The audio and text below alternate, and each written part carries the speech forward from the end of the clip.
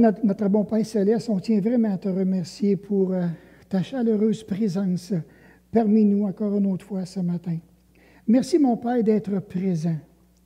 Merci de toucher nos cœurs. Seigneur, on a tellement besoin de ta chaleur, de ta présence et de ton amour.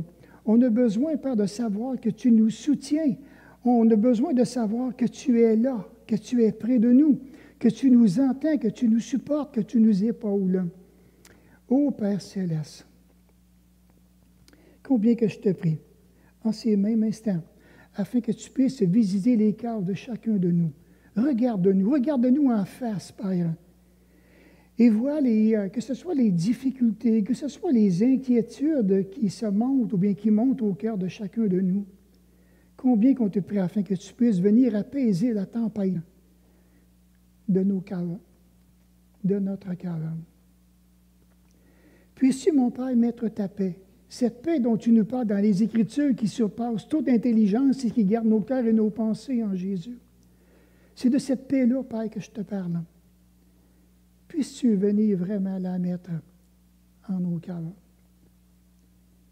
Et qu'est-ce que nous puissions être comme des enfants tranquilles, des enfants sevrés, et que nous puissions être à ton écoute. Encore une autre fois, mon Père, merci de tout l'honneur que tu nous fais de ta présence ce matin. Nous en sommes vraiment, nos mains vraiment glorifiées de tout ça. Alors, Père, porte ce message dans nos cœurs, fais-nous réfléchir, amène des applications dans nos cœurs, touche les cœurs de ceux que tu veux, que tu désires vraiment toucher. Et même moi-même aussi, je sais que c'est déjà arrivé en présentant ta parole. Mais Seigneur, on veut vraiment déposer nos cœurs devant toi. Et merci encore à l'avance de tout ce que tu vas faire dans le précieux nom de Jésus. Amen. Donc, c'est le deuxième message, une exhortation à s'aimer les uns les autres. Alors, c'est suite au dernier message que j'avais apporté. J'avais décidé maintenant de continuer peut-être encore 2 ou 3 autres messages qui vont venir après ça. Et ensuite, je vais reprendre mon étude sur Thessaloniciens, je vais le continuer.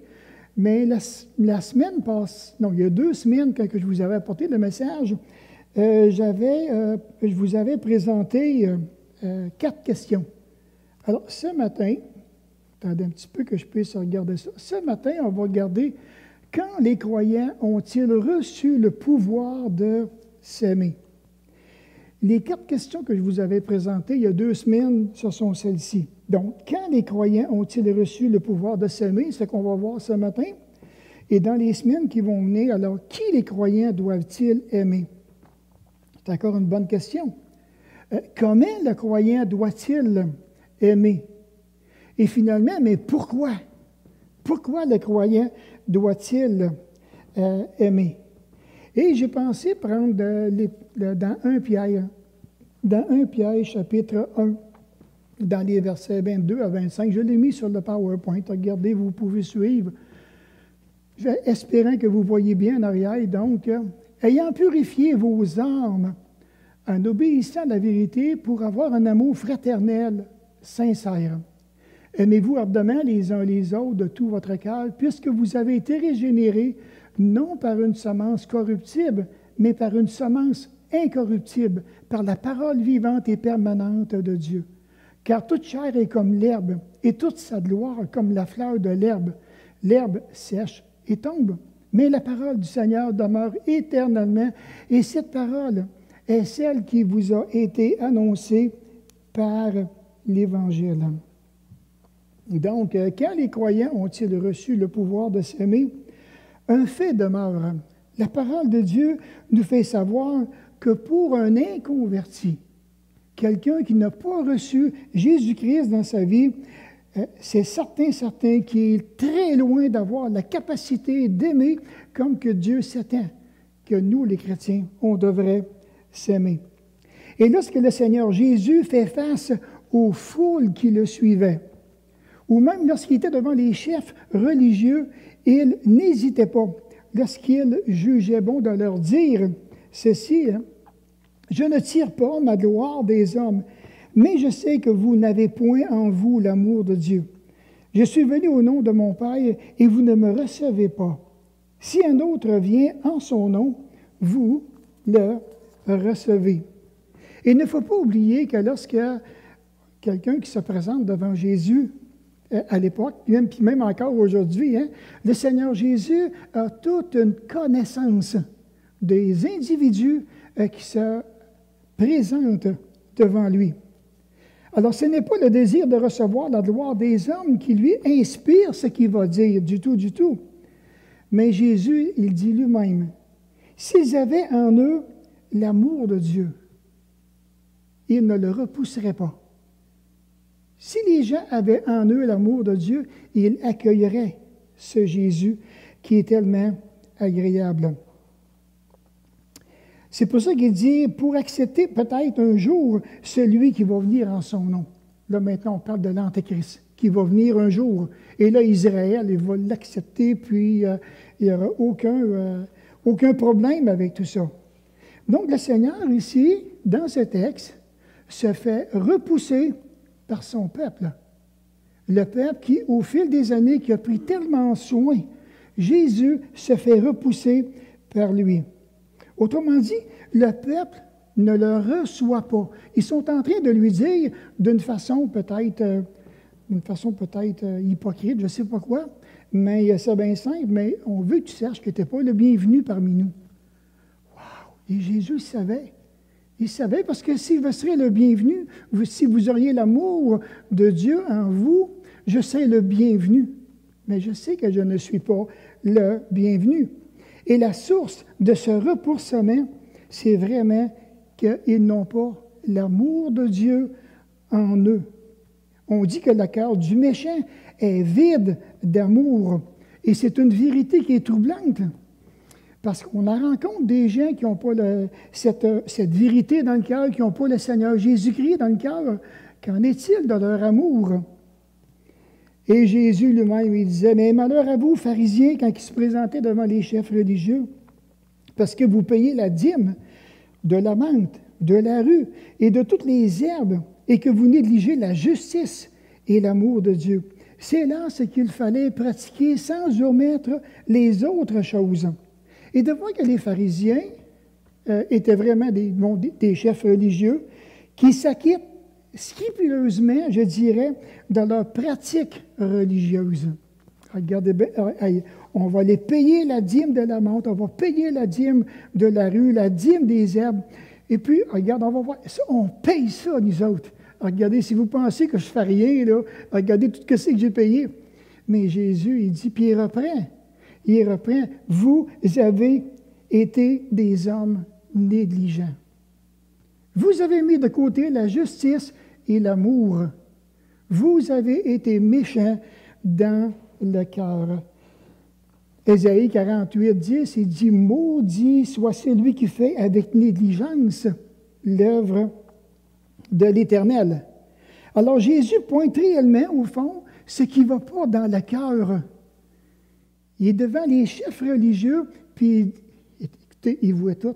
C'est gênant, là. Il voit tout. Puis, et de voir que Jésus, maintenant, pointe exactement ce qui ne va pas dans leur cœur. Vous avez passé à côté de ma justice et à côté de l'amour. Vous n'avez pas mis en pratique ce qui était bien, ce qui était juste. Et Jésus rend son verdict.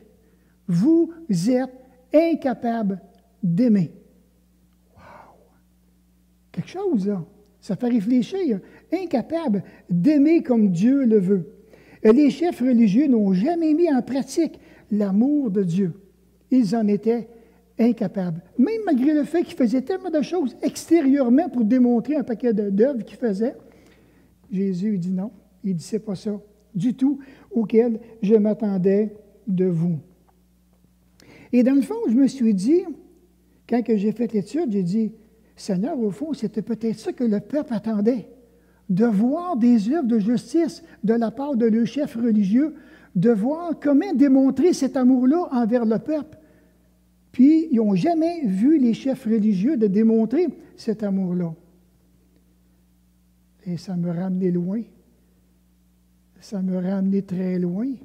Dans le temps que la religion était très forte aussi au Canada, dans notre milieu religieux, On allait à l'église pensant que ça va changer nos vies. On sortait de là, des fois, on est tapé et on n'avait même pas écouté. Et maintenant, on voyait maintenant des hommes, des femmes, dans le fond, que les religieux ont reproduit dans le peuple exactement leur image. Des hommes et des femmes qui étaient sans amour, qui étaient vraiment durs. Et ça, maintenant, on a goûté ça dans le milieu de nos familles. J'y ai goûté personnellement. Puis ça disait religieux. Ça fait réfléchir. Et l'apôtre Jean, lui, maintenant, il continue en disant, nous avons connu l'amour, ce qui nous a donné la vie pour nous. Nous aussi, nous devons donner notre vie pour les frères. Si quelqu'un possède les biens du monde et que, voyant son frère dans le besoin, il lui ferme ses entrailles, comment l'amour de Dieu demeure-t-il en nous? Nous avons connu l'amour. Et là, je pensais, puis je disais à Jean, mais oui, mais comment vous avez fait, les gars? Sur quelle base que vous avez connu l'amour, comme que tu le dis dans ta parole? Et pour connaître l'amour dont il est question, il faut connaître Dieu. Impossible de connaître cet amour-là que les Écritures nous parlent si on ne connaît pas Dieu d'une façon personnelle. Impossible. Pourquoi? Parce qu'il est la source de l'amour. C'est merveilleux. Il en est la source. Son amour pour nous a donné la vie. Cette vie-là a été manifestée dans la personne de son Fils, le Seigneur Jésus. Et le Père disait, « Celui-ci est mon Fils bien-aimé, en qui j'ai mis toute mon affection. J'ai mis le paquet de mon amour dans mon Fils. Écoutez-le. Écoutez-le. » C'est extraordinaire. C'est extraordinaire. On dit que, puis aussi, comme il dit, on doit donner nos vies pour les frères. Ça demande des sacrifices. On est-tu prêt à faire des sacrifices? Et puis donner notre vie pour les frères et les sœurs. Et si tu es prêt à faire des sacrifices, ça va t'emmener beaucoup de douleur dans ta vie. Il faut que tu en sois conscient. Travailler avec le public, c'est pas facile. C'est pas facile de travailler avec le public. Les exigences sont énormes. Au fond, donner notre vie pour les autres, ça demande tout un prix à payer. Tout un prix. Alors, l'amour est le signe distinctif des croyants. L'avertissement à considérer ici, comme on voit dans ce que Jean dit au verset 17. Si quelqu'un possède des biens du monde et que voyant son frère dans le besoin. Maintenant, si quelqu'un possède les biens du monde, c'est parce il possède une certaine richesse. S'il possède tous les biens du monde, c'est parce qu'il est riche en quelque part. Puis ce n'est pas un péché d'être riche pour les chrétiens. Ce n'est pas un péché du tout d'être riche. Ça dépend comment il va gérer son argent. Ici, maintenant, ce que Jean est en train d'exposer, il dit, « Et que voyant son frère dans le besoin, alors Dieu permet qu'il y ait un regard qui est arrêté sur quelqu'un. Regarde, observe. Cette personne-là est dans le besoin. Qu'est-ce que tu vas faire? Tu as le pouvoir de faire quelque chose. Tu as le pouvoir de répondre. Et ça, c'est le Saint-Esprit qui va faire ça, là, qui va vraiment montrer le besoin, qui va arrêter tes regards et qui va te démontrer réellement. Regarde, je t'expose un besoin et tu peux répondre. Alors il dit, mais maintenant, s'il ferme ses entrailles, s'il ferme son cœur, Jean, il dit, comment l'amour de Dieu demeure-t-il en lui? Imaginez que ce serait Dieu lui-même qui dirait ça. Je t'ai béni, je t'ai démontré un besoin, je désirais que tu puisses le faire parce que c'est une bonne œuvre que j'ai préparée pour toi, puis tu ne le fais pas. Comment mon amour va demeurer en toi si tu ne le fais pas? Comment? Wow! Ça fait réfléchir. Et c'est pour ça qu'à un moment donné, mais répondre aux besoins, c'est une grande preuve d'amour aux yeux de notre Père. Quand on répond aux besoins. Ça, il n'y a pas personne qui le sait, là. Ça se passe dans le cœur, ça se passe dans l'intimité, c'est dans le secret que Dieu va faire connaître ce besoin-là. Un verset qu'on aime bien, hein? Aimez-vous les uns les autres comme je vous ai aimés. Et à ceci, tous connaîtront que vous êtes mes disciples si vous avez de l'amour les uns pour les autres. Et cette semaine, quand j'ai fait l'étude, je me suis dit, OK, quelle a été la pensée des apôtres? Le Saint-Esprit n'était pas venu encore, là. Puis là, mais entendre ça, Pierre qui est un caractère pourri, on regarde Thomas qui est incrédule, puis ici, je me regarde, mais je ne suis pas sûr, moi, là, que je m'en vais aimer comme tu le demandes, Seigneur. Je suis vraiment pas sûr. L'Esprit n'étant pas encore venu, et ça, maintenant, ça m'a amené bien loin par en arrière. Est-ce que c'est difficile de mettre en pratique? À l'époque, moi, personnellement, quelqu'un que je n'aimais pas, je l'envoyais. Hey, avant de venir au Seigneur, comprenons-nous bien. Avant de venir à Jésus-Christ, j'ai rencontré toutes sortes de caractères. Hey, toi, tu vas te tasser de mon chemin, puis je ne veux plus rien savoir de toi. Aujourd'hui, est-ce que je peux faire ça? Eh boy, je peux pas faire ça aujourd'hui. J'ai reçu le Saint-Esprit. Alors maintenant, lorsque vient le temps de demeurer, exemple, dans l'unité du corps de Christ, et qu'il survient un désagrément, qu'advient-il de cet amour? Si je me frotte avec des frères ou bien des couples ou qu'importe, des amis que j'aime, mon amour, y es-tu vraiment touché? Ou bien si je vais continuer à avancer dans cet amour avec mon frère et ma soeur, mais avec la belle famille de Dieu. Quelqu'un te blesse, quelqu'un te fait du mal. Ton amour fait quoi dans de telles circonstances? Comment que ton amour répond à cette blessure-là? Wow. Et ce que j'ai observé, et ça c'est vraiment un témoignage personnel, là. J'ai été blessé dans ma vie, dans mon ministère pastoral, à plusieurs reprises. Mais vous savez quoi? Je n'ai jamais été capable de détester. Je n'ai pas été capable. Je suis normal, moi, donc je ne suis pas normal. Je n'ai pas été capable d'en vouloir, je n'ai pas été capable de dire « Hey, toi, je t'haïs, je te déteste à mort. » Je ne suis pas capable de le dire. Quelle victoire, dans le fond! Ça veut dire qu'il y a vraiment de l'espoir. Et jusqu'à quelle limite es-tu prêt à aller avec l'amour les uns pour les autres? Jusqu'où tu es prêt à aller? Alors maintenant, la question revient. Quand le croyant a-t-il reçu de Dieu le pouvoir d'aimer? Le croyant a reçu le pouvoir d'aimer à sa conversion. Si tu es un nouveau chrétien, une nouvelle chrétienne, que ça ne fait pas longtemps que tu es sauvé, que tu as accepté Jésus-Christ, à l'instant que tu as reçu le Seigneur Jésus-Christ, tu as reçu son esprit et Dieu t'a donné dès ce moment le pouvoir d'aimer la famille de Dieu. Il n'y a pas d'amen là-dessus, ça. Hein?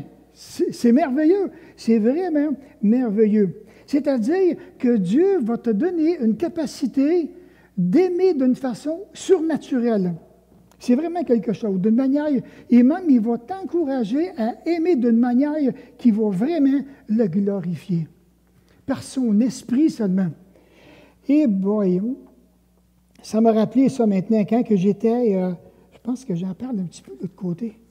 Ça m'a rappelé lorsque j'ai accepté Jésus-Christ. J'ai accepté le Seigneur un lundi, le 24 octobre. Le mercredi, j'étais à l'église. On m'avait demandé d'y aller. Je trouvais ça vite, pas rien qu'à peu près. Là. Tant peu, je viens juste d'accepter Jésus-Christ. Là. C'est donc bien engageant, cette affaire-là. Tu sais. Et le mercredi, j'étais à l'église. Mais quand je suis arrivé à l'église, il y avait un feu le mercredi soir. Je regarde le monde qui était là. Je ne me rappelle plus comment on était, mais je sais qu'on était beaucoup le mercredi soir dans la prière. Et je ne les connais pas pantoute. Alors, puis je ne sais pas comment prier. Moi, on me l'a appris avec des « Je vous salue Marie » puis des « Gloire soit au Père ». Et là, j'écoute. Fait que je commence à prier pour eux autres. Je shake comme une feuille. Je suis correct, je ne sais pas pantoute. Mais après la réunion de prière, quand on a fini, j'y regarde toutes. Puis, pour une raison que j'ignorais à l'époque, je les aimais toutes. Je n'étais pas capable d'expliquer pourquoi je les aimais.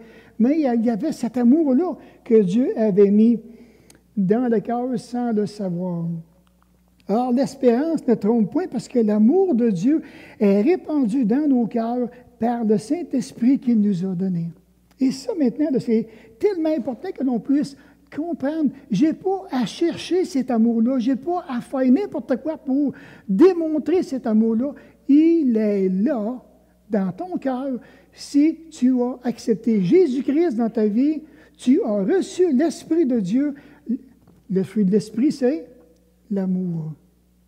C'est le premier. C'est vraiment, vraiment agréable. Et c'est à ce moment-là que le croyant entre dans une relation spirituelle d'amour avec son Dieu qui va durer pendant toute l'éternité. Ah, ça, c'est merveilleux. Une relation d'amour, une relation intime avec le Dieu qui m'a sauvé, le Dieu qui m'a choisi. Cette sorte d'amour est répandue, on dit, abondamment dans notre cœur. Abondamment. Le terme répandu signifie en sorte, Dieu, il nous a tellement comblés, c'est comme si je prendrais ce verre-là ici, puis que je le remplirais, puis que ça déborderait. Ça déborde constamment en passant. C'est vraiment un amour. C'est une coupe. La coupe de Dieu, elle déborde sa coupe d'amour dans ta vie puis dans la mienne. Ça déborde. Il s'agit maintenant de le laisser travailler. Le Saint-Esprit atteste merveilleusement l'amour que Dieu nous porte. Dans Romains 8,16, le Saint-Esprit rend témoignage à notre esprit que nous sommes enfants de Dieu. C'est extraordinaire. Je n'ai pas de doute là-dessus, du tout, du tout. Le grand responsable d'être capable d'aimer est dû au Saint-Esprit. Parce que le Saint-Esprit, il veut vraiment, lui, son désir, c'est que cet amour-là puisse émaner de nos cœurs les uns envers les autres. Seul le péché, la rébellion, l'incrédulité va empêcher ce débordement d'amour. Et bien aussi, souviens-toi aussi, on peut attrister le Saint-Esprit, on peut lui mentir, on peut lui résister, on peut l'éteindre. Et ça, c'est encore triste. C'est une autre réalité qui est là. Alors, le croyant doit obéir maintenant à la parole, ayant purifié vos âmes en obéissant à la vérité. Je le répète, c'est à la conversion que le croyant a reçu la capacité d'aimer d'une manière surnaturelle. Comment? En obéissant sans équivoque à la vérité. Et c'est là que l'âme se purifie. Vous rappelez-vous la première réception personnelle que vous avez faite lorsque vous avez lu la Bible? La première chose. Là, moi, je me rappelle, le pasteur est chez nous, il me donne une Bible, il dit, maintenant, il dit, Michel, il dit, le plus difficile. Je lui dis, quoi? Mais là, il dit, je viens d'accepter le Seigneur, là, je lui dis, peux-tu commencer à respirer un peu, tu sais? Ah non, mais il dit, le plus difficile, c'est de croire que ce livre-là, c'est la parole de Dieu. Et je me rappelle de la réponse que je lui ai dit, puis je ne le connais pas, le gars, là. Je lui ai dit, si ça ici, là, si c'est vraiment la parole de Dieu, OK, je m'engage à la lire, et si c'est la parole, vraiment la parole de Dieu, mais que Dieu me convainque lui-même que c'est sa parole. Parce que moi, je ne sais pas à quoi m'attendre là-dedans, ça, là. J'en ai aucune idée. Et de voir maintenant, mais et comment est-ce que les premières fois, on lit ça, puis là, il y a toutes sortes d'applications qui viennent, et puis c'est tellement encourageant. Ah, venez à moi, vous tous qui êtes fatigués, chargés. C'est quoi cette affaire-là? Puis, car Dieu a tant aimé le monde qu'il a donné son Fils. C'est quoi cette affaire-là? Pensez-vous que ce n'est pas encourageant? J'ai eu une réceptivité de malade. J'avais juste le goût d'obéir à la parole. Je trouvais ça tellement beau. Ça m'a corrigé. Oui, à des places, j'ai payé le prix, parce que je ne savais pas qu'il y avait un prix à payer, mais j'ai appris par l'obéissance à la parole. Te rappelles-tu de ta première entrée dans une église évangélique? Là, je peux te ramener bien loin, là. Surtout si ça fait 20, 30, 40 ans que tu es sauvé. La première fois que tu rentres dans une église évangélique, moi, c'était le mercredi, mais j'arrive le dimanche, puis il y a encore d'autres personnes que je connaissais qui étaient là. Qu'est-ce que tu fais ici? Ah oui, qu'est-ce que tu fais ici? La même chose que toi. J'ai accepté le Seigneur, et puis là, maintenant, on se réunit pour venir adorer notre Dieu. C'est fou, c'est fou. On avait juste le désir d'aimer la famille de Dieu. Puis on les aimait tous sans comprendre pourquoi. Moi, qu'on m'aurait demandé, mais explique-nous comment se fait que tu as d'amour de même. Je ne peux pas l'expliquer. Je ne comprenais pas tout ce que la parole disait à ce moment-là. Je n'étais même pas conscient que Dieu avait mis son... Oui, j'étais conscient qu'il avait mis son esprit, mais pas conscient que cet amour-là était là par le Saint-Esprit que Dieu m'avait donné.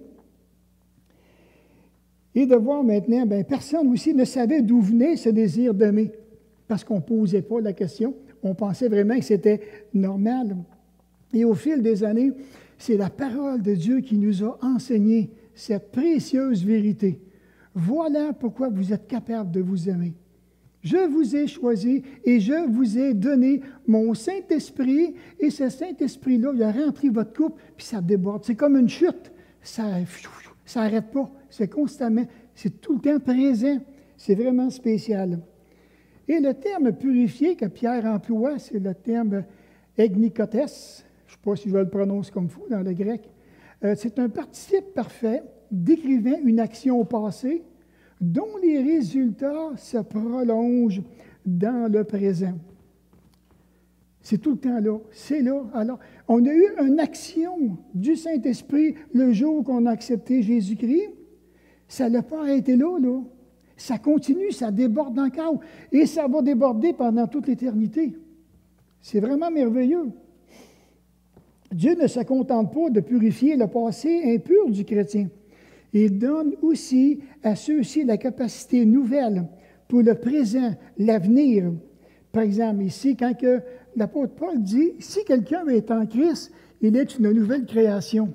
Les choses anciennes sont passées. Voici que toutes choses sont devenues nouvelles. » Un jour, je rencontre une jeune fille qui avait accepté Jésus-Christ.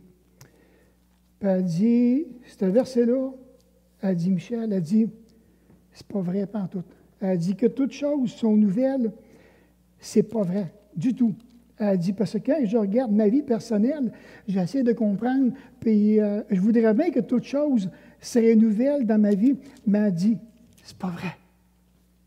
Mais vous savez que quand on prend ce verset-là dans son contexte, ça dit d'autres choses. Oui, toutes choses vont devenir nouvelles pour nous, mais quand on regarde, quand on donne l'interprétation, il faut vraiment aller au verset 16. L'apôtre Paul il dit, « Ainsi, dès maintenant, nous ne connaissons personne selon la chair. Si nous avons connu Christ selon la chair, maintenant, nous ne le connaissons plus de cette manière. » Ah! Si quelqu'un est en Christ, là, il est une nouvelle création. Il devient une nouvelle création par rapport à Jésus-Christ. Et c'est tout ça qui va faire la différence dans sa vie personnelle. Parce que si je m'attends que toute chose soit nouvelle, comme ça, là, ben non, ben non. Alors, la vérité que l'on doit comprendre, Paul est en train de dire à Corinthe, si vous avez connu Jésus-Christ selon l'homme, si vous étiez à Jérusalem quand que Jésus est venu, mais c'est plus de même que vous devez le connaître. Vous devez vraiment le connaître comme il est vraiment le Dieu réel, Jésus-Christ. Et ça maintenant, c'est pour ça qu'il dit que si quelqu'un est en Christ, là maintenant il devient une nouvelle créature. Parce que la compréhension vient, et là maintenant il ne voit plus Jésus-Christ comme il le voyait. Ce n'est pas juste un homme selon la chair, mais il est réellement le divin. Et ça, c'est vraiment encourageant. OK. Et sans Jésus-Christ, mais c'est bien entendu, il ne peut pas avoir de renouveau dans les vies de personnes. Et maintenant, quand il y a quelqu'un qui vient qu'à Jésus-Christ, qui veut vraiment goûter à cette nouvelle création dont il est le résultat, alors Dieu donne des inclinaisons. Dieu va donner des vérités dans la vie de ses enfants. Il va créer des désirs. Il va aussi amener des amours nouveaux aux nouveaux rachetés pour qu'ils puissent vivre selon la nouvelle création qu'ils sont devenus, que je suis devenu et que vous êtes devenus. Ça, c'est tout Dieu qui fait ça. Alors, mais maintenant, renoncez à toutes ces choses, à la colère, à l'animosité, à la méchanceté, à la calomnie, aux paroles équivoques qui pourraient sortir de votre bouche. Ne mentez pas les uns aux autres, vous étant dépouillés du vieil homme et de ses œuvres, et ayant revêtu l'homme nouveau qui se renouvelle dans la connaissance selon l'image de celui qui l'a créé. Parce que je suis une nouvelle création, une nouvelle créature. J'ai la connaissance de la parole. J'ai son amour qui m'habite, j'ai son Saint-Esprit qui m'habite. Il dit maintenant, renoncer, qui veut dire quitter, laisser, abandonner la colère. Abandonne l'animosité, abandonne la méchanceté, la calomnie, les paroles équivoques. 5 choses qui est mentionnées dans le texte. Il dit, tu ne dois plus marcher de cette façon-là. Puis il dit, renonce à ça. Ça veut dire quoi? On met un zip. On met un zip, on va laisser le Saint-Esprit justement déborder la coupe de notre cœur pour agir sans se contraire de la colère qui est la douceur. Et ça, c'est un fruit de l'esprit. Et ainsi de suite. Le terme dépouillé qui veut dire que nous sommes dénudés du vieil homme. Tout a été crucifié, la chair a été crucifiée à la croix. Le péché il est dans mes membres, c'est là qu'il est, ça lutte dans mon corps. Puis il dit, vous avez, et de revêtir l'homme nouveau, c'est vêtu un nouveau costume. Il se renouvelle, comme le verset le dit. Il se renouvelle, c'est-à-dire qu'il se refait. Il se reproduit constamment. Même l'Écriture nous dit que même quand on est au sommeil, l'homme nouveau se renouvelle constamment. Comment que Dieu fait ça? Je ne sais pas. J'aimerais tellement ça le comprendre pour vous l'expliquer. Mais Dieu renouvelle constamment mon homme nouveau à l'intérieur. Donc, il va se renouveler dans la connaissance, dans la compréhension de la parole, de la connaissance. Parce que beaucoup peuvent lire la parole, mais s'ils n'ont pas la compréhension de ce qu'ils sont en train de lire, ça va être difficile de pouvoir maintenant mettre en pratique. On a besoin de ces compréhensions-là. Ensuite, mais comme il dit, hein, à l'image de celui qui vous a créé, c'est celui qui nous a enfantés. Notre Père céleste nous a enfantés. Et même le prophète de l'Ancien Testament, du nom d'Ézéchiel, a un avant-goût de cette vérité. Un jour où il prophétisait sur ce que Dieu ferait pour les croyants de la Nouvelle Alliance. Dans Ézéchiel 36 et le verset 24 à 27, l'Éternel, je répandrai sur vous une eau pure, et vous serez purifiés. Je vous purifierai de toutes vos souillures, de toutes vos idoles. Je vous donnerai un cœur nouveau, et je mettrai en vous un esprit nouveau. J'ôterai de votre cœur le cœur de pierre, et je vous donnerai un cœur de chair. Je mettrai mon esprit en vous, et je ferai en sorte que vous suiviez mes ordonnances, et que vous observiez et pratiquiez mes commandements. Je comprends que ce passage-là, que Ézéchiel qui est en train de dire, c'est un passage qui est prophétique. Ce n'est pas encore arrivé pour Israël. Mais un jour, Israël va vivre ça. Alors, j'imagine le prophète qui est là, en train de proclamer la parole de Dieu et de voir le comportement tout contraire à ce qui est écrit là. Il voit un peuple qui est endurci, un peuple qui est au cou raide, un peuple qui résiste constamment. Et de voir qu'un jour, Israël va revivre un renouveau spirituel au niveau de la doctrine. Israël sera purifié de son péché. Israël aura une disposition de cœur complètement nouvelle. Et le Saint-Esprit va habiter enfin dans le cœur des Juifs. Et ça, Dieu a hâte que son peuple puisse être habité de cette puissance-là. Et maintenant, ils seront rendus capables avec le Saint-Esprit de marcher dans la parole de Dieu. Et cela se concrétisera lorsqu'ils reconnaîtront seulement Jésus, leur Messie. Tant et aussi longtemps qu'Israël ne reconnaîtra pas le Messie, Israël va demeurer comme il est présentement. Et leur cœur, imaginez, leur cœur va se disposer à l'adoration de celui que ça a commencé avec Abraham. Imaginez toute l'histoire. C'est quelque chose. Donc, on parle aussi de purifier.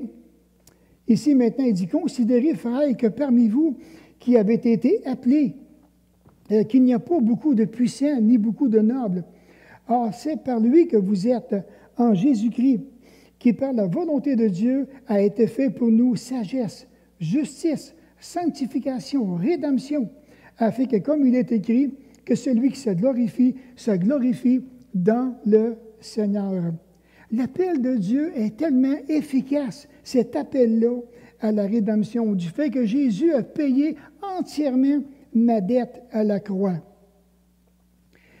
Vous savez quelle sorte de personne que vous étiez lorsque vous étiez dans les ténèbres, avant de venir à Jésus-Christ. Je me rappelle quelle sorte de personne que j'étais.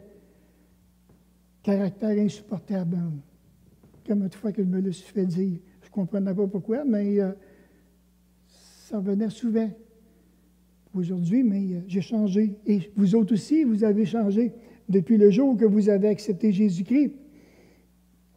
Alors, comme on est maintenant en Jésus-Christ, et c'est là que l'on reçoit de Dieu la sagesse, la justice, la sanctification, la rédemption. C'est tous des gros termes théologiques, doctrinels, qui sont tellement, tellement importants. Dieu nous encourage à marcher dans sa justice à lui. Sanctification, mais on est appelé hors de l'Église. Alors, Dieu veut vraiment qu'il y ait une différence entre celui qui est chrétien et celui qui ne l'est pas. Alors, que celui qui veut se glorifier, mais se glorifie dans le Seigneur. Du fait que Dieu a accordé toutes ces choses-là, ces bénéfices-là, à ceux qu'il a sauvés dans sa grâce. C'est pour ça qu'il dit, ayant purifié vos âmes en obéissant à la vérité. Pierre sous-entend ici simplement la foi, sans la nommer. Cette foi que le Nouveau Testament associe nécessairement ici au salut.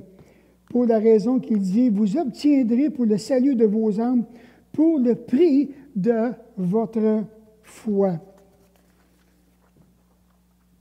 Donc, on dit qu'il y a beaucoup dans la parole de Dieu ici, plusieurs versets qui parlent du salut comme un processus présent ou bien maintenant d'un événement futur qui va venir. Donc, quand on parle du salut, vous avez tous ces versets-là qui sont là. Il y en a certains que ça va pour le passé, d'autres maintenant pour le futur.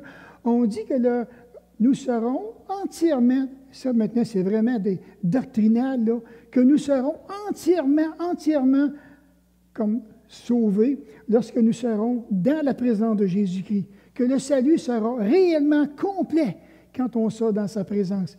En attendant, on marche dans ce salut. On va maintenant se restaurer dans ce salut. On va aussi avancer dans la sanctification qui nous est demandée. Ces versets sur l'avenir sont en relation avec la nature du salut. Les quelques versets qui parlent du salut au passé se rapportent au fondement du salut, c'est-à-dire la mort de Christ que l'on s'approprie par la foi, c'est-à-dire en s'engageant pour servir le Seigneur. On est tous contents de comprendre que Christ est mort pour nos péchés, mais Dieu ne veut pas qu'on en reste là. Tu comprends maintenant que je suis mort pour tes péchés. Maintenant, mets-toi à mon service. C'est ça, dans le fond, qu'il est en train de dire. On dit aussi que la plupart des versets parlent de la réalité du salut, qui est au futur. Être sauvé, c'est d'être délivré d'un grand danger, c'est-à-dire de la condamnation du jugement futur de Dieu.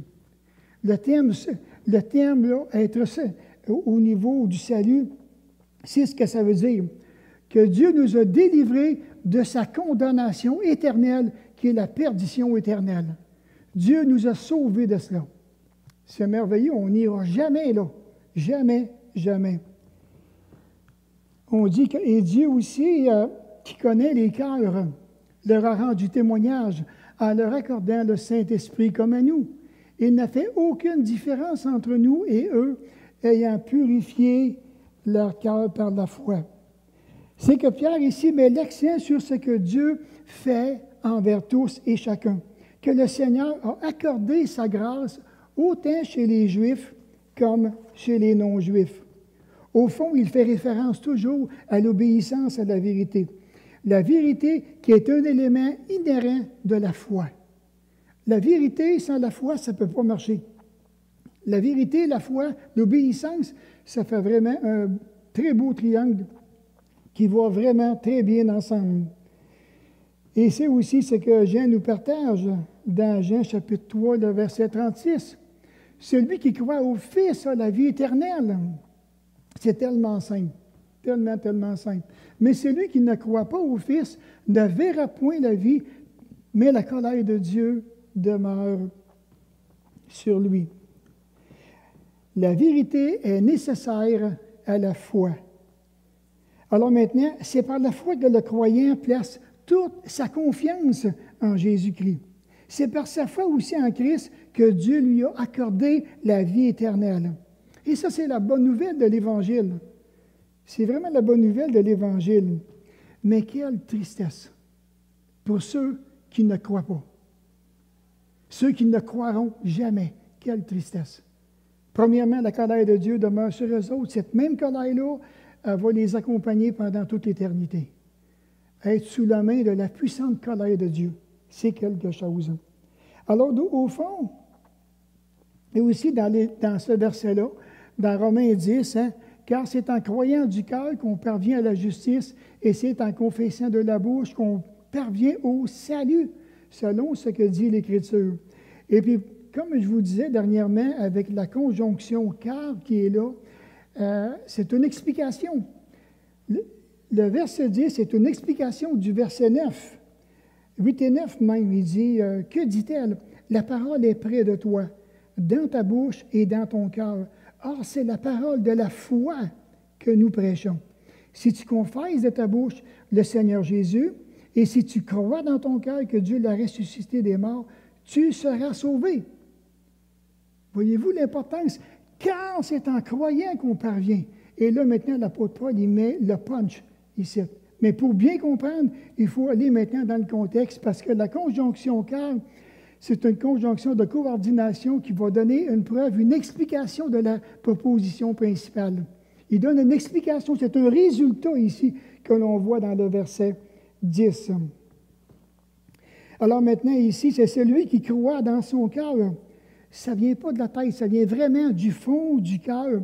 C'est vraiment une décision de cœur, celui qui va venir à Jésus-Christ. Et parce qu'il croit vraiment ce que Dieu dit, Dieu le déclare juste. Imaginez. C'est vraiment encourageant. Alors, Pierre rappelle à ses lecteurs la vérité que nous retrouvons au chapitre 1 de 1 Pierre 1, le verset 2. Il dit « Et qu'ils sont élus selon la préscience de Dieu le Père, par la sanctification de l'Esprit, afin qu'ils deviennent obéissants et qu'ils participent à l'aspersion du sang de Jésus-Christ, que la grâce et la paix vous soient multipliées. » Ce verset nous parle ici qu'ils sont sauvés par la préscience de Dieu le Père, par la sanctification de l'Esprit, dans le seul but qu'ils deviennent obéissants. Le terme « la préscience », qui veut dire faculté divine de connaissance absolue de la part de Dieu. Connaissance du passé, connaissance du présent et connaissance de tout le futur et de l'éternité future. L'obéissance est un synonyme néo-testamentaire de la foi.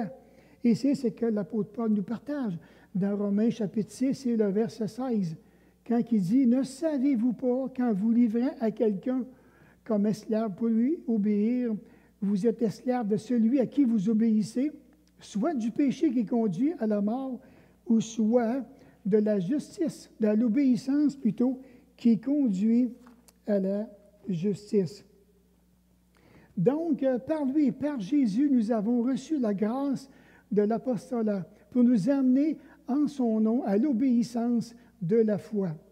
Et d'amener plutôt l'obéissance à la foi tous les païens. Le terme apostolat qui veut dire le rôle, le devoir, la responsabilité que nous avons d'amener les gens à la foi, à l'obéissance de la parole. Si on pense qu'il n'y a pas de travail là, il y en a. Je ne sais pas si on réalise l'importance de l'obéissance à la foi. La foi n'est pas une œuvre d'obéissance humaine. La foi vient de Dieu. Dans Éphésiens 2, le verset 8 et 9. La foi, quand elle provient véritablement de Dieu, elle se traduit par l'obéissance régulière à la vérité et par la manifestation de l'amour envers autrui. Quand la foi, vraiment, quand Dieu crée cette action-là dans le cœur, que ça vient véritablement de lui, c'est certain que le chrétien va bouger et il va y avoir du résultat en bout de ligne.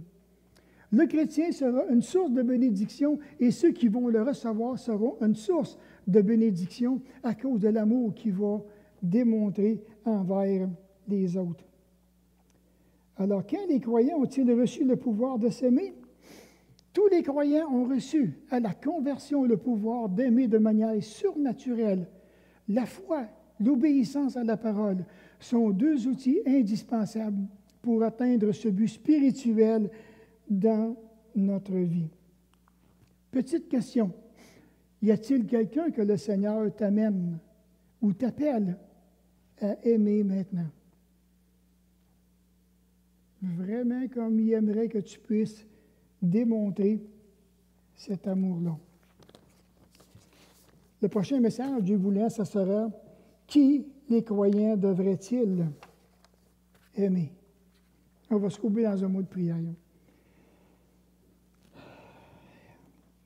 Encore une fois, notre bon Père Céleste, on est devant des versets qui nous bouleversent, des versets qui allument des pensées, des versets aussi qui nous agitent sur le plan personnel, spirituel, émotionnel. Et puis ma prière, mon Père, c'est que cet amour-là, que tu peux toi-même, je dirais, accélérer dans nos vies personnelles, cet amour qui va venir de toi, qui va être provoqué par toi, tu nous dis que cet amour-là, on est appelé à le manifester. Alors, Père, puisses-tu vraiment créer en nous ce désir, comme on a vu ce matin, le désir vraiment de mettre en pratique cet amour qui vient de Dieu, qui vient de toi, qui vient de ton propre cœur, afin que nous puissions aimer comme toi-même tu le demandes. Dans le précieux nom de Jésus et pour sa gloire. Amen.